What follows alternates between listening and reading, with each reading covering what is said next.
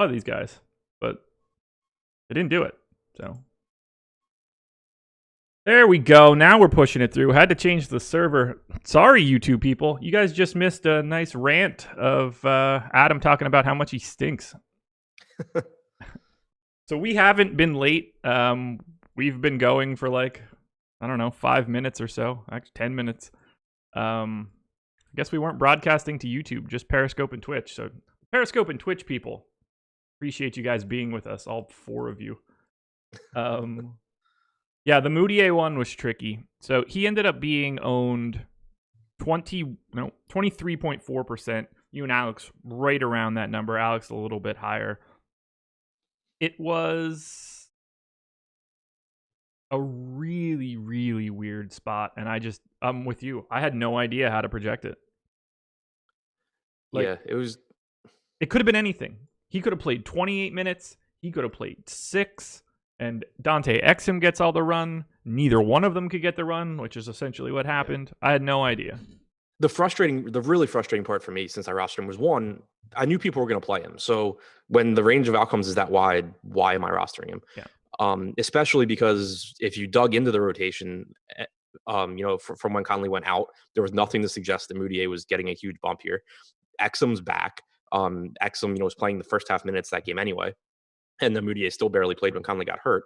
It was a perfect matchup for the Lakers to go with a bigger lineup anyway. They have 2 capable ball handlers in Mitchell and Ingles. There's no reason for Moutier to be on the floor. Yeah. And I still just couldn't be like, oh yeah, this is what they're going to do, and not roster Moutier because I don't really know. It just it's definitely one of those that's pretty frustrating for me to look back on, because a lot of times when we do the show, it's, you're like, do you have any regrets about what you did? And it's just like, no, it didn't work out. But here I was wrong, and I knew I was wrong, and I still just did it anyway. Yeah, I hear you. It was a highly variant play, and I do wish that I would have backed off a little bit further. How many minutes did you give him? Do you know? Do you remember? 18. Okay, I think I gave him 20 by the end. That was the other thing that I kept coming back to also, was like, if I project him for like 18 to 20 minutes, he's getting in a lot of my lineups. Yeah.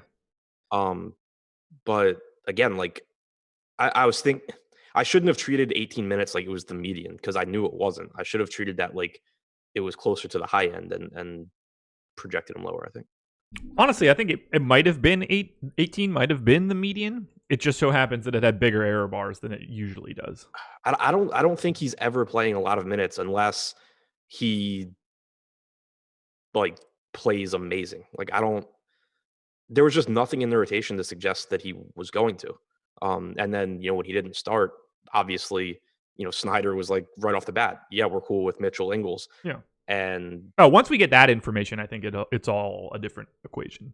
Yeah, but like I didn't really even expect him to start, is the thing. Like I thought that I thought it would be O'Neal over Green, but I thought it would be the same starting lineup, the Mitchell, Ingles, and then you stagger Mitchell and Ingles. I kind of did expect him to start, just because of the way that a lot of coaches run that, where you just kind of don't change anything else. Right. Swap that guy in, deal with it in the second half when you really need to like make the push.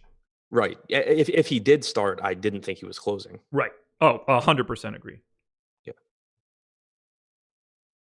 Ooh, that's hot. That's really hot. All right, let's take a look at this winning lineup now. The hell did I try to say this guy's name was? Food my dude.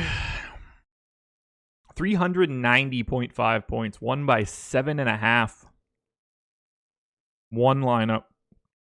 Kemba Walker, Cam Reddish, Aaron Gordon, Taurean Prince, Alex Len, Trae Young, Jimmy Butler, Jared Allen. Alex Len for the win. Alex Len was frustrating for me because I was like 4 times the field on Damian Jones. Not because I loved Damian Jones or anything. I just got 8%. I got 8%. Yeah. And I was like, oh, cool. I got like a really good value play out of this. And then his backup just does even better.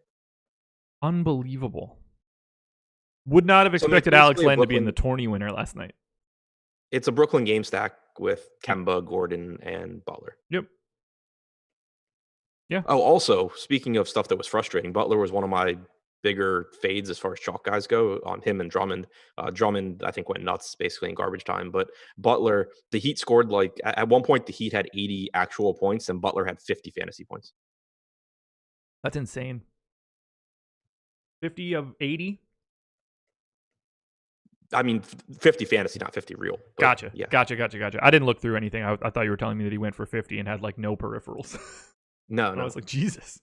No, but I think he did have like 30 of their 80 at that point. Okay, gotcha.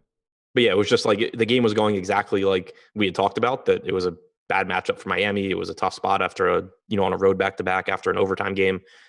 And it's like, Miami looks terrible, except Jimmy Butler still is going to score 50-plus fantasy points.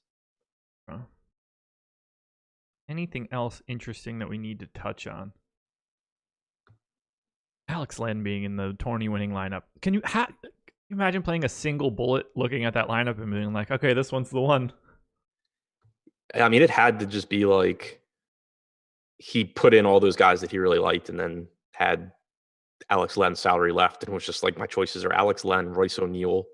Like, I'll just hope Len does that thing that he does once every 2 weeks. He had $3,600 left. I would assume that's the last piece in. If it's not, it's even more questionable. Right. Yeah, like as a last piece, you get it just because if you looked at all the $3,600 options. That's a good question. Who are the other $3,600 options? It was like Royce O'Neal, Jeff Green, and this is excluding position too. Cam Reddish and Emmanuel Mudiay are both under, but yes, excluding position. He had Reddish, right? He did not have Mudiay.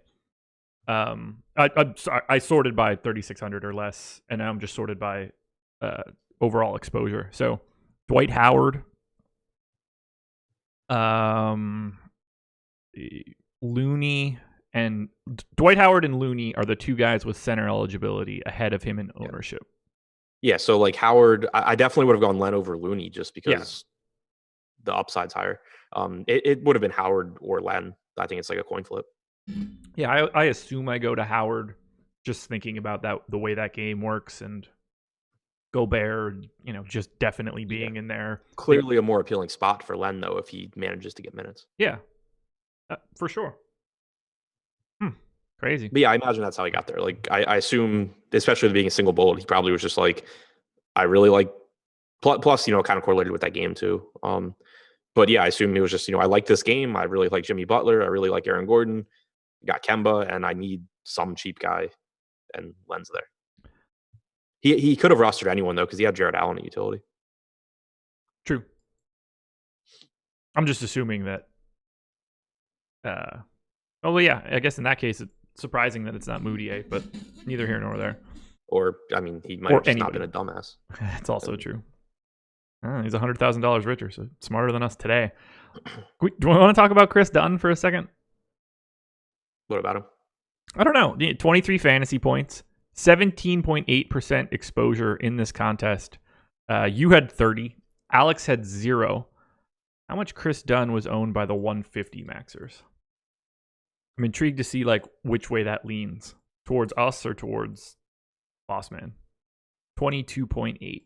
So essentially neutral.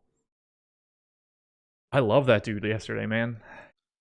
I wouldn't say I loved him. I thought he was a good value. The reason I didn't love him as much as I would have is that his rates take a hit when he plays with Satoransky, and Boylan doesn't stagger them. So he doesn't play in the same role, but the minutes were still nice. The salary was nice. On DraftKings, you got guard and forward eligibility, which made it really easy to get to him too.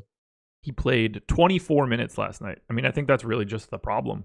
If he plays 28, 29, 30, like I'm sure that you and I both had him projected for, we're talking about 27, 28, 29 fantasy points and a 6x and change, and it looks like exactly what you were looking for from a bottom line scenario. How many minutes did you say he played? 24. Fouled out. Yeah, that'll do it. Yeah. So it's interesting to me. Do you remember what you had him projected for minutes wise? Somewhere in 28 to 30, I'm sure. 28. Yeah. Okay. I think I gave him 29. I know you're feeling in the odd numbers and shit. So yeah, I had a lot of Chris Dunn. I think I played 90% or something on DraftKings yesterday. Oh well. He didn't kill me. It wouldn't be the reason I lost. That's for sure. Oh yeah, that's everything else. He missed his entire Part of the third quarter, basically. That'll do it. Those minutes are important, especially for a guy that's, roughly a point per minute guy. Call it 0.9 if you want. It's important. Got a super chat from David Blakeney. Finished 24th in the FD fadeaway with 399.2. Thanks to all you guys. Great advice. Could never get close without your insights and expertise. You'll get there, man. 24th. It's a hell of a finish in a field that big, man. Congratulations. Yeah, it's awesome. Alrighty, so let's get into it now. Shout out to Yahoo Sports for being the presenting sponsor. I'm dropping Emacs Cash Game article into YouTube chat right now. First, read the article. Second, head to the bottom where you can click on the link to sign up for Yahoo. Use the promo code AWESOMO and get up to $30 in Yahoo Sports rewards points. You're going to get softer competition, lower management fees. It's really just a great place to play. It's the only place that you can become a baller as well, which is incredibly important. I love that we are doing that. If they do really start making merch, I'm all over it. So shouts to Yahoo. Shouts to Laffy for creating this tagline for them as well. Gotta love that much. Make us bigger again on the screen. Perfect, sort of. That'll work. Good enough for me. Either way, go to Yahoo. Use the promo code AWESOMO. Up to $30 in Yahoo Sports rewards points. Also, use the promo code NBA Strategy when signing up at awesemo.com. Get 50% off your first month of Awesemo Plus. Get access to everything. Or just take a regular sport. Just NBA if you want. But if you want to have everything, NFL, NBA, NHL, golf, NASCAR, soccer, go soccer, MMA, we have it all. Come check us out. 4-gamer. And this first one's going to take some time, man. This is a hell of a game, and I don't really know what we can do for it. So let's just dive in if you're ready. Yeah. Wizards Sixers. 113.5 implied total for the Wiz. 120.5 for the Sixers. Key notes for Washington. Obviously, Thomas Bryant out for a couple of weeks. Reevaluated in 3, so you have to assume that he's probably not back for a month. Mo Wagner, questionable. Sprained ankle. Jan Mahinmi, dusting his ass off. Questionable. This whole team is mildly questionable. Let's start with the Wizards. What do we do if Mo Wagner is in? That's the only piece, right? If we know that Jan Mahinmi is in, we still don't think that he plays enough minutes to be relevant, right? Right. Just because of how long he's been out. Right. I'm sure Scott Brooks would love to play him 30-something minutes if he's in, but I can't imagine that's possible. I don't think that there's a situation where I could project him to enough minutes for him to be viable today. 4-game slate gets close to being like, shit, do I need like some? But he should not be viable today. The only argument I can make for like possibly giving him enough minutes to be viable is that Scott Brooks just does not care. And he's just like, yeah, well, you're going to just play until you're hurt again. Which is not out of the realm of possibility. Right. At all. Right. But, and I mean, it's just, if there's ever a spot it was going to happen, it's this one where you're going against Embiid. Whether you have Wagner or not, Mahinmi's like the guy that you would ideally have out there if he's healthy. Yeah. And it's just like, whatever, screw it. You'll be hurt again, and I don't really care. But yeah, I mean, as far as DFS goes, you can't actually project that to happen. Okay. So let's assume that Wagner is in for right now. You and I talked about this a little bit before the show started. I'll try to summarize what we said, and then we can lead into it. The goal would be for Mo Wagner to play 30 minutes because he's the only thing resembling a center to go up against Joel Embiid. The goal would be for Wagner to play like 37 minutes or something. 48, honestly. Right, yeah. Honestly, 48. Let's just say 30 works, I think, for this exercise because you're going to want him everywhere if he's playing 30 minutes. Right. But either way, the goal is for him to play as many center minutes as he could possibly be on the floor for. That is a difficult thing for 2 reasons. One, he is obviously not healthy. whatever sort of limitation that he has if he is in. And 2, he is going to be in some trouble because Joel Embiid tends to get people in foul trouble from time to time. And Mo Wagner tends to foul a lot. Yes. So the question is this. If we know he is in, what do we project him for? And how do we prepare now to be let down at 7 o'clock? I think I would probably project him for like 30. Okay. I have him in for 24 right now, which is going to be a staggering value on FanDuel at 4,800 and fine at 5,500 on DraftKings. And I think that's fine. Like I haven't done my projections yet, so I don't know exactly what the number is, but I would like to get him to a point where he is a good play and I'm getting to him, but it accounts for the massive volatility in his minutes in this spot. The reason I said 30 was that I think that Scott Brooks would like to play him 38 or like you said, 48. And 30 kind of was a number where it's like, okay, it's going to project him as a good play, but it accounts for the fact that he most likely comes up short of the number of minutes Scott Brooks would like him to play. The flip side of the foul trouble, obviously we talk a lot about not wanting to project it, but also you have to, be aware that it's a real thing here. But also, like, if Mahinmi's out and Wagner's back, Brooks probably doesn't concern himself too much with Wagner's foul trouble. Yes. Just from like a lack of bodies situation. It's probably like, okay, well, just play until you foul out. Yeah. I would be shocked if he plays and doesn't foul out. Yeah, so would I. It's just a matter of how many minutes. Or I see no scenario where he plays and can play the game, like he doesn't leave with injury and doesn't have at least 5 fouls. He might not pick up the 6th, but like he's getting to 5. Full stop. Yeah, it's if he's in, is he the best play on FanDuel at 4,800? Yeah, that's a crazy good price tag. Even 5,500 on DraftKings is good. Yeah. He's a productive player when he's out there. The other thing you have to keep in mind is that it's not a good matchup for him. No. Like, there's just so much volatility here.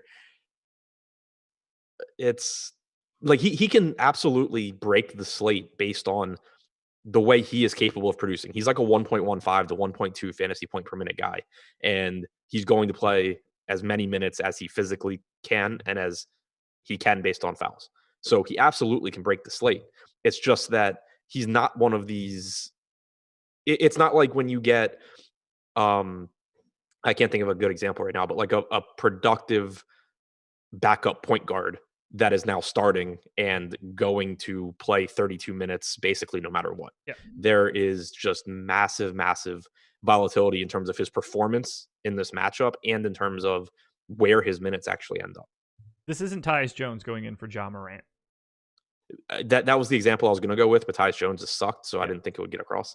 Aaron Holiday for Brogdon. That works. Okay, here's the totally hypothetical on this one. Do you think he plays? Just any guesses? No idea. Yeah, like I obviously I know we don't know. Right, but I haven't even seen anything that makes me lean one way or the other. Okay. So he went through some of yesterday's practice. Brooks said he's not sure if he will play against the Sixers. By the way, right now we have him projected for 10% ownership on FanDuel and 7 on DraftKings. So that's a collective shrug across the industry. Yeah, that's clearly going to come up. Yeah. Don't worry, the ownership on the Sixers has come up for 7 separate people. Okay. Again, we're saying that he is in for this exercise. Who else is must plays, so to speak? Because I still think it's Rui, 5,800 on FanDuel, 5,700 on DK. Whether Mo Wagner is in or out, I'm probably going to have a lot of Rui by default. I agree. It almost would be, I almost prefer it if Wagner is in, because I think Rui plays massive minutes regardless, because he's going to be the backup center. And this is assuming that Mahinmi's out. If Mahinmi's in, he probably takes like 10 to 12 backup center minutes. But I split the backup center minutes between Rui and Jan Mahinmi. What'd you say? I split the backup center minutes between Rui and Jan Mahinmi in my Yeah. first run through. I think that it really is. It would really depend on Wagner too, because let's say Wagner somehow does play 36 minutes. I think Mahinmi just is the backup center. Yes, agreed. But if Wagner plays 24 minutes, I don't think Mahinmi plays 24. Agreed. Yeah. So there's lower foul risk for Rui, I guess. If Wagner plays, but either way, I think Rui has to play big minutes. His price tag came up a bit. It's not like I think he's a great option. He's like a 0.85 to 0.9 fantasy point per minute guy in a tough matchup, but the minutes should be there, and it's a 4-game slate. I gave him 36 minutes. That's with Wagner in. I think that's a pretty safe number one way or the other. And he grades out as, one of my top 5 plays for the day. Sure. And on FanDuel, where he's a power forward, he is my favorite power forward option. Yeah, I think that makes sense. I don't think that there's much impact to Bradley Beal in this case. I like him either way. 9,900 on FanDuel is a pretty big price tag. I like him more for 8,700 on DraftKings, but he's just going to play big minutes one way or the other. It's Bradley Beal. I don't think that there's much to add for Bradley Beal. Terrible spot for him too. I mean, it's sort of. The minutes could go up a little bit especially if Wagner's out, because then obviously you're allocating more minutes for Rui and for Bertans at center, which just opens up the door for Beal to pick up a couple more. But either way, his baseline is like 38 minutes. Right. You can probably project 40 plus if Wagner's out. Yep. I don't know why. I have 36 in here right now, which is so wildly incorrect. I don't know why I typed that in. Yeah, back up to 38. There we go. Okay, so if Mo Wagner is in, I don't really have a ton of interest in anybody else. Isaiah Thomas is at 25% ownership on FanDuel at 5,200. I know that he played big minutes in the last one, but it's not. I don't expect him to play 30 again. I expect it to be based on who's playing well. Sure. He played 34 minutes. Ish played 14. If Thomas doesn't play well, which happens a lot, he probably plays less. His price tag is fine. Like, he's 5,200 on DraftKings, which I think, obviously you're going to get there because it's a 4-game slate and a pretty reasonable price tag. But $3,600 Ish Smith is actually an interesting tournament play to me, because I think there's a lot of situations where this ends up being like a 28-22 or 26-22 split. Yeah. I mean, you look back through it. In this most recent game, they played 48 minutes on the dot together. The game before that, 42. So they didn't even have the full split. 48 before that, 51 before that, then less than 48, then 53. I mean, these guys are bouncing all over the place. Ish is going from 17 to 26 to 25 to 20. He's the guy that I want to take the flyer on DraftKings. I wonder what the chances are that the Wizards close with Beal at point, because they have 2 of the smallest point guards in the league, and the Sixers have Ben Simmons. You talking like Beal, Troy Brown, Bonga, McRae or Bonga, Bertans, Rui or something. Yeah, wouldn't shock me. Or if Wagner's in, then Beal, one of the wings, Bertans, Rui, Wagner. Yeah. Okay, so if Wagner is in, we know what we're doing here. I don't think it's all that desirable. Philly's defense, fantastic. Just going to be a rough night there across the board. What in the world do we do here if Mo Wagner is out? Play a lot of Wizards. So if Mo Wagner is out and Jan Mahinmi is in, do you think you have shares of Mahinmi? Yeah. Nothing sizable, right? Probably not. The biggest reason is that if you just quickly make a dummy lineup, at least on DraftKings, if the first 3 guys you put in are Embiid, Beal, and Lonzo, you still have 4,800 per position. It's not really that tough. So you also have a $3,800 Jackson Hayes in the New Orleans game. So I don't think that it's not like it's a slate that has it has Harden, but outside of that, it doesn't have anyone super expensive. No. And there are plenty of underpriced guys. Harden, the only guy north of 10K. Yeah. Can we even really give Rui like a monster minutes boost if Mo Wagner is out? You had him at 36 anyway, right? Sure. Yes. Yeah, I mean, I'd go like 38. Yeah. I don't think it's a benefit for Mo Wagner to be out for Rui because he is going to be in for just a world of hurt. They're going to be running a lot of double teams at old Joel. Not getting the sense that Ben Simmons is getting guarded at the 3-point line today. The other reason that I kind of hope Wagner is in as far as Rui goes is that if Wagner is out, everyone's going to just plug in Rui. Yeah. If Wagner's in, there's going to be some percentage of people that are like, oh, Rui X, Y, and Z reasons isn't a good play now. Yeah. So the ownership's just naturally going to be lower. I assume that if Mo Wagner is out, we're firing up Bertans again. He's going to play 36 minutes, and you just kind of can't get away from it. Yeah, he's another one though where he becomes a really good play because he's going to play tons of minutes, and he's like a 0.8, 0.85 guy. I thought he was one of the most over-owned guys the other day against Orlando because outside of the minutes increase, there's not a whole lot that changes for him. His usage goes down, obviously, when he plays more minutes alongside Beal. So it's at least a play where I think it's a good play, but I would probably be more cognizant of his ownership than someone like Rui. That makes sense. I mean, you know exactly what you're getting out of Bertans. He's not going to be anything other than what he is. Yeah, it is worth noting he had a good game last time despite shooting terribly, but he also picked up some stocks and stuff, so I think it evened out. I think it was like 4 for 12. Who else stands out to you if Mo Wagner is out? Jordan McRae played 26 minutes last game. He closed over Bonga and Brown, which was, I think, or it's at least what I expected. I think that one of McRae or Brown closes. Like Bonga normally just isn't in the closing lineup. If I hadn't played so much Mudiay yesterday, I would have been mocking people really hard for how much Bonga got played 2 games ago, but I can't really talk. Like he's normally playing like 18 minutes. They're closing with Brown or McRae. I guess potentially you could see more Bonga just because of his size and trying to deal with Ben Simmons. But I think that most likely you get like 18 to 20 minutes from Bonga, and then you get probably 26 from one of McRae or Brown. Yep. Most likely McRae because Brown never seems to be able to play well enough to stay on the floor. But one of those two most likely closes. Do you have a preference of those two? I guess probably McRae, right?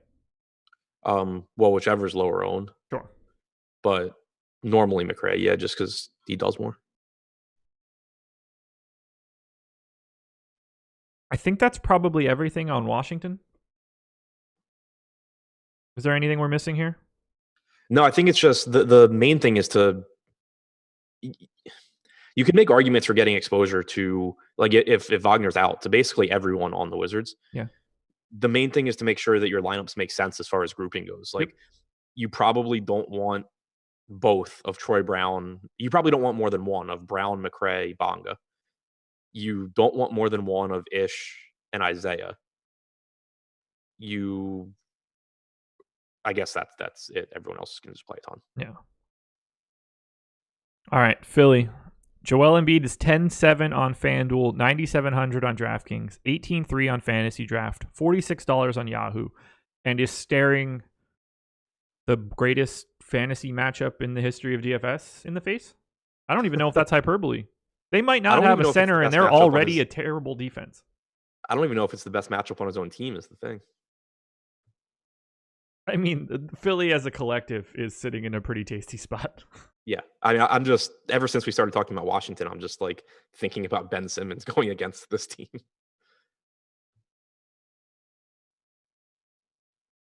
I'm going to read off all of the ownership for Philly right now. You ready? Yeah. This is just FanDuel. They're comparable on DraftKings. Embiid, 34. Simmons, 36. Harris, 25. Horford, 39. Ennis, 27. Thibault, 40. Korkmaz, 20. What do we do with Joel Embiid here? Is there any way he's a clear cash game option, right? He's a clear everything option. Right. Is there any way to get away? I don't think so. Okay. I mean, like, what? It's not like matchups matter for him all that much anyway. Like if it were a tough matchup, you'd still like him. Right. But now you get a really fast-paced team. They don't play defense. They don't have anyone to remotely slow him down. No. Yeah, I have no reason to get away from him. If you knew right now that Joel Embiid was owned at 36% on DraftKings, would you have 100? Probably close. Yeah. 36 feels so ridiculously low for a guy under 10K in this spot. Craziness.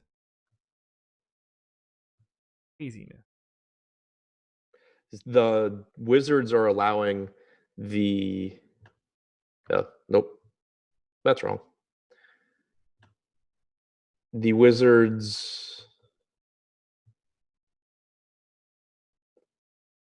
are allowing like the 12th most post-up points per game. They've actually been really efficient defending it, but don't think that would be the case today.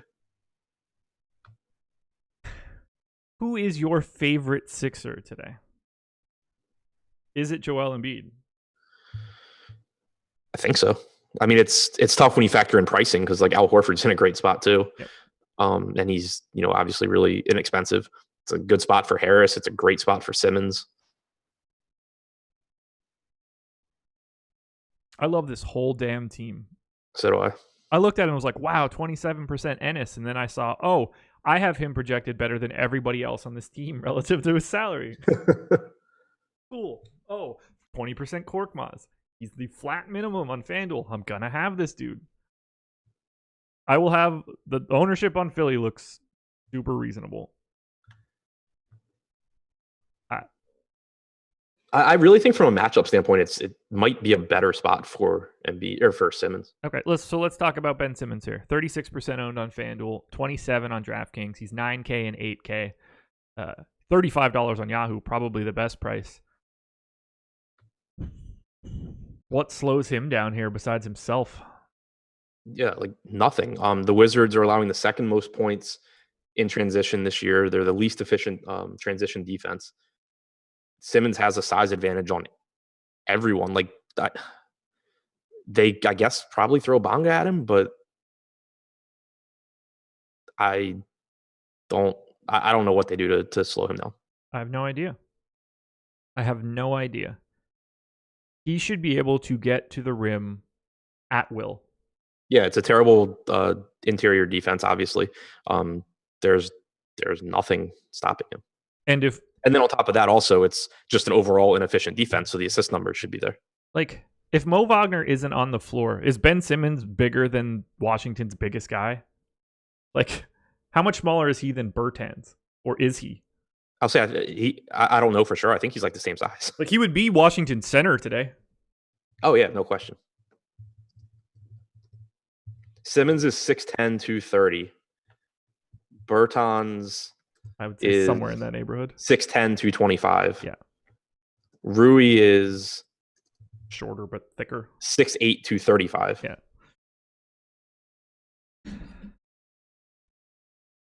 Yeah. Ben,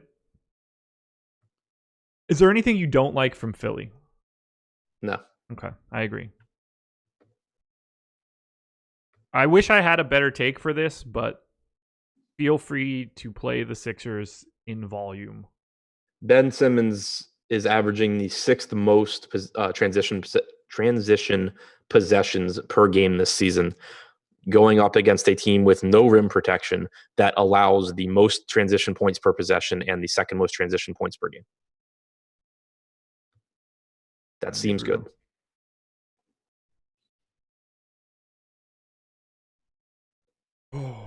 Okay. And in the half court offense, he's bigger than every player on the floor. Is there anything you want to do with regards to groups for Philly? Anybody you're trying to keep apart from you? Okay, I'm guessing you only want one, probably, or no more than two of Ennis, Thibault, Korkmaz. Yeah, that's what I was going to say.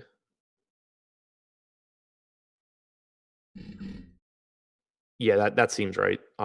Any combination of the main four probably doesn't matter all that much. Yeah, I really couldn't care less on the main four. Yeah. But yeah, I wouldn't want more than two of Korkmaz, Ennis, Thibault. If it were a bigger slate, I would say one. But with it being a 4-gamer, I think that, and how appealing the spot is, I'm fine with two. Okay. That works. I think we've wrung out everything that we can do on this one. Play every player, just a really long way of saying it. Yeah. Gotta sum that one up real quick. Speaking of playing every player, I have 12 guys in the Knicks rotation today. This should be a blast. 97 point implied total for the Knicks today. 104.5 for the Nuggets. Oh, God. Frank Ntilikina, questionable. Elfrid Payton, questionable. My sanity after trying to figure out who the hell is going to get these 240 minutes, also questionable. We've got the good thing is I just could not care less. Oh, get ready. Julius Randle projected for 30% ownership across both sites. Mitchell Robinson in the teens. Marcus Morris is at 28 on DraftKings, coming back from a neck injury at 5K. RJ Barrett is at 31 on FanDuel and 14 on DraftKings. Taj Gibson at 24% on FanDuel at 3,900. I could also not care less, but I think I have to care because so many people are playing the damn Knicks. I mean, I'm cool with just give me 0 Knicks and give me all the Sixers and all the Wizards, and I'm good to go. Okay. I don't even think I should say this out loud because I don't think it matters. Let's say that Ntilikina and Payton are both in. Do you have any idea what they do? Nope. Okay. I gave Ntilikina 24, Payton 14, and Dennis Smith Jr. 10. You can throw that. Sure. You can do whatever you want there, man. I have no idea. It would help to know the starters, but I don't even think that that's relevant information. Payton's 4,600 on DraftKings, which is nice because if you were 3K, you'd at least have that Fizdale effect where it's like, oh, what if he plays like a bunch? But oh, God. I don't think Mitchell Robinson is outlandish at 5,800 on FanDuel. No, I mean, if he stays out of foul trouble, he should play big minutes, and he's productive. It's just that this game is just so unappealing. It really, really the Nuggets is. The Nuggets play at an extremely slow pace. They're a quality team defensively. He's not dirt cheap. He's not overpriced, I don't think. No. He's the kind of guy where in this spot, if he's not getting ownership, I would get to some. Like I roster him in tournaments a lot, kind of regardless of matchup.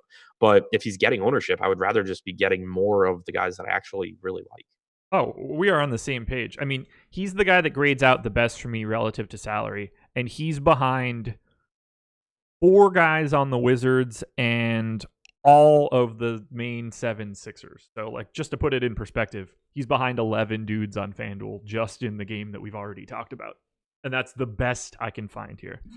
Right. I think Marcus Morris for 5K on DraftKings is like an actually like solid play for this. Yeah, he's playing agree. Like he's playing. Yeah, the minutes have been there, and 5K is 5K. Yeah, that's if I know that Marcus Morris is playing. He is one of the few pieces here that I'm just like, I'm not going to regret this one. I probably won't regret this one.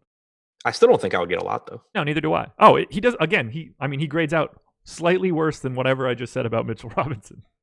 So, like, even if we ignore the Wizards game, obviously we haven't gotten to the Pelicans and Suns game, but 5K Marcus Morris against the Nuggets or $4,800 JJ Redick against the Suns. Like, why is Morris the better play? He's not at 28% ownership when Redick's at 7, that's for sure. I have them relatively equal, but not when you take into 4-1 ownership. Right. Even $4,900 Paul Millsap is right there as a dramatically better play as far as I'm concerned. Oy. 97 implied total for the Knicks in a home game. That's not very good. This is going to be Fizdale's swan song, isn't it? I hope so. The Nuggets are going to beat them by 40, and Fizdale's going to get fired after the game. Save this soundbite, Brett. On the Denver Nuggets, side. Oh, sorry. The Nuggets currently second in defensive efficiency and playing at the slowest pace in the league. The 5 Nuggets starters, all in double digits in ownership on DK, but also below 20. Jokic getting love on FanDuel, Murray getting a little bit of love, Harris getting a little bit of love. Jeremy Grant at 20% at 3,800? No. Well, maybe, I guess. What do you like from the Nuggets side here? I like them more than the Knicks, obviously. I still don't really love them because they play so slow. They're guys that I'm willing to take shots on kind of to fill out lineups. Jokic obviously has upside at his price point. Same goes for Jamal Murray. Same goes for, Will Barton and Millsap. They're not core plays for me still just because I don't think this game's all that appealing. The Knicks have played at the third slowest pace. So it's not like you're getting a pace-up spot for the Nuggets. The Knicks aren't good defensively, but it's just kind of secondary options for me. Okay. $4,900 Paul Millsap is really standing out for me. I have him in for 27 minutes. Been playing at a 1.1 fantasy point per minute rate over the past 30 days. I have him just ahead of 1 per minute just in my model. That works, although, he could play 8 minutes because this game is over in the first 8 minutes. Yeah, I mean, it's you basically know you're getting 48 minutes from him and Jeremy Grant, so don't play them together. I'll probably go 28 minutes for Millsap, 20 for Grant. I went 27-21. Special thanks, though, goes out to the Nuggets for being really easy to project. Yeah. Love that shit. Save that soundbite for a month from now when you're getting the Plumlee Jokic lineups back. Of course. I don't have much else to say. Do you have any? Is this a day where you think about getting some Mason Plumlee? I might get a little bit just because I normally do and he's cheap, but it's not. Again, it's just not the type of game where I'm excited about anything. I'm with you. I see the Nuggets as fillers. Well, what do you think about? Do you like Jokic today? Not compared to Embiid. Right. 20% ownership on FanDuel right now. Second most owned center. I don't see it. I also don't think that holds. If Mo Wagner is in, there's no way that Jokic is the second most owned center. That's right. Just an impossibility. Yeah. I mean, he played 34 minutes last game. That was good to see. Or 34 and a half. We know he's capable of a big game, but it's just the Nuggets have the second lowest total on the slate by like 10, almost 8 points. Yeah. 9 on the dot for what I have in here right now. I will have some of the 5 starters of Denver for sure. Sure. No one is going to be volume. Agreed. All right, moving it along. We're at the halfway point. Please, guys, hit that like button, subscribe to the channel, hit the notification bell so you know when we go live. Laffy and Sal doing a little NFL strategy coming up after this at 11 a.m. Eastern. We'll have Ben and the boss man, Alex Baker, talking Bears Cowboys today. I'll be doing that at 12:30. Jake's got the NHL strategy show at 4. Alex will have his final game plan office hours show of the week at 4 p.m. as well. 5 p.m. Deeper Dive, Laffy and Adam. Going to be an important one if we start to get some news. And then live before lock, as far as I'm concerned right now, very essential on a day like today, especially when all of the games tip off by 8 o'clock. You're not going to want to miss live before lock. That will be Fast Eddie Fear and Chris Spags. Okay, 2 more to go. Toronto Raptors, Houston Rockets. It was nice to see them slowly work Kyle Lowry back into the rotation. 115.75 implied total for the Raptors. 113.75 for the Rockets. We will start on the Toronto side. Raptors getting a little bit of love. On DK, Siakam, Van Vliet, Lowry, Gasol, Ibaka, and OG, all in between 14 and 25% ownership. So we're getting some love here. $6,600 Fred Van Vliet. Whoa, I can't speak. Fred Van Vliet on DraftKings stands out to me quite a bit. I understand why they dropped his price and all, but even if you take away the overtime minutes, Van Vliet played 43.4 total minutes. Take away those 5, he's still playing 38 minutes, even with Lowry back in playing 41 in his return. Yeah, and they staggered him and Lowry, which is really good to see. It was expected, obviously, but not playing all of his minutes alongside Lowry is very favorable. Is Fred Van Vliet the best play of the day at 6,600? I mean, of the day? No, he's not on the Sixers. I feel But so comfortable with that. It's ridiculous. yeah, he's a great play. So is Lowry at 7K. Yeah. Agreed. I really like Marc Gasol at 4,400. Really like makes that sound different than it is. Yeah. Like, what do you have? 28, 27, 28 minutes? 28 minutes, yeah. Yeah. Yeah, it's fine. It's just it's not surprising at all if he sucks, but there's not a lot of downside at that salary. Right. He's gonna play. They played him and Ibaka together for a little bit too, which I thought was interesting. I've got 9 guys in the rotation. I assume that holds. Nick Nurse seems to be just running these dudes into the ground. I gave Van Vliet 38 minutes. I gave Lowry 34 and Siakam 36. I will be giving Lowry 36 also. Okay. I didn't know what to do there. I probably should. 30. I probably need to give him 36 there. I have Rondé Hollis-Jefferson as the guy that's going to lose out most. What did you say? I have Rondé Hollis-Jefferson as the guy that's losing out the most because of this game. Yeah, like 16. I gave him 10. Him and Davis both probably like in the mid-teens. I gave Davis 16 and RHJ 10. But neither here nor there for right now. Doesn't matter. I wonder if so it looks like OG and Powell, I guess, are going to negatively correlate with this rotation. I think so. One of them is going to need the close. Right. Is really the crux of this. In this particular game, it strikes me as an OG close game. Yep. And I projected it as such. OG should play monster minutes today. You would think. Like, you always have one of Harden or Westbrook on the floor. I would say that he's also a slightly worse offensive option now with Lowry back. Yeah. But, yeah, he should play big minutes. Like, it wouldn't be surprising to me at all if you got like a 36-minute OG game here and Powell just didn't play much. Anything you don't like for Toronto? Nope. All the majors are getting some love. Yeah, like I love their rotation. I love the pace-up spot. This is another reason why I was so comfortable just being like, I really couldn't care less about this game when we talked about the New York game. Would Van Vliet on DK be your favorite play from the Raptors? Either him or Lowry. Okay. Cool.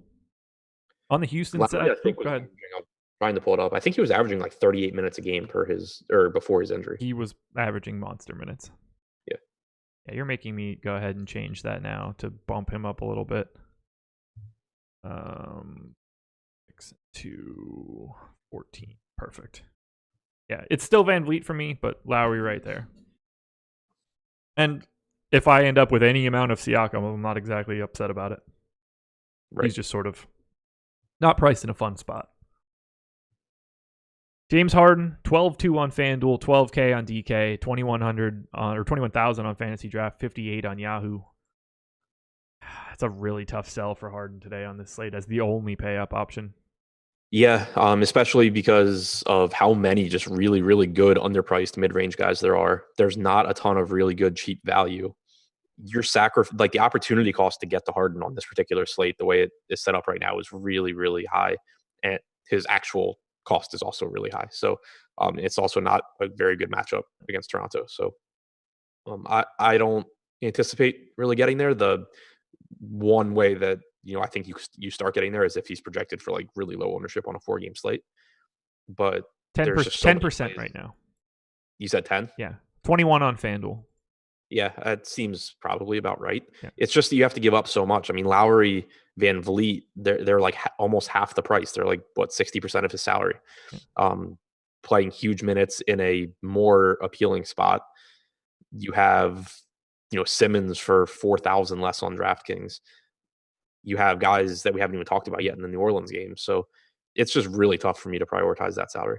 Relative to his salary, he is like one of the 3 worst players I have in my player pool.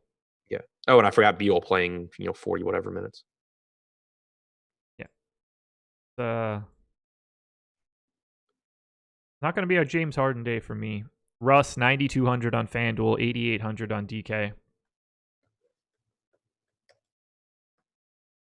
He's fine. Yeah, whatever. I guess. Nothing really stands out to me outside of $7,900 Capella.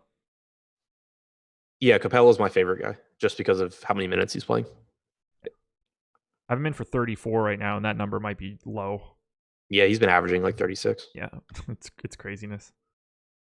If Daniel House is out, is that opening you up to Rivers or McLemore? Not on DraftKings because their salaries have come up. FanDuel, I know McLemore was 3,700 the other day. I'm not sure if that's changed.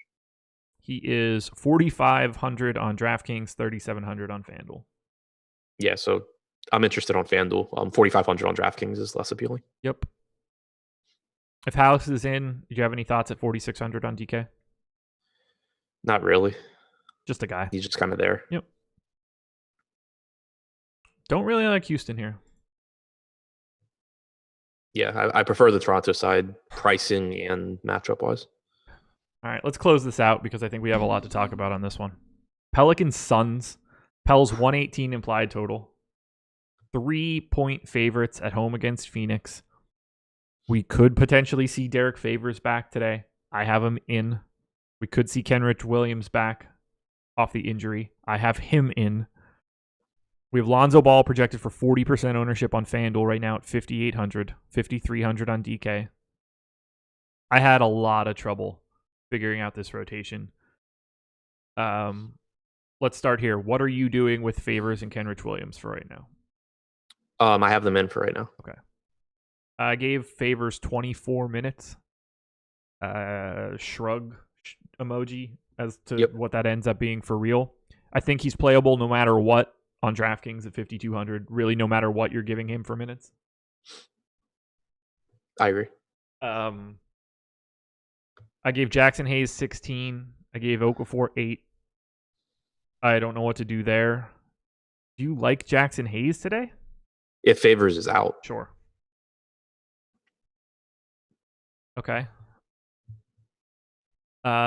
If Kenrich Williams is in, 4,300 on FanDuel, 3,600 on DK. The question becomes, if all of these guys are in, where do the minutes start getting shaved? I cut Eton Moore from the rotation, but I still have 11 guys in. You can cut Frank Jackson as well. You can cut Melly too.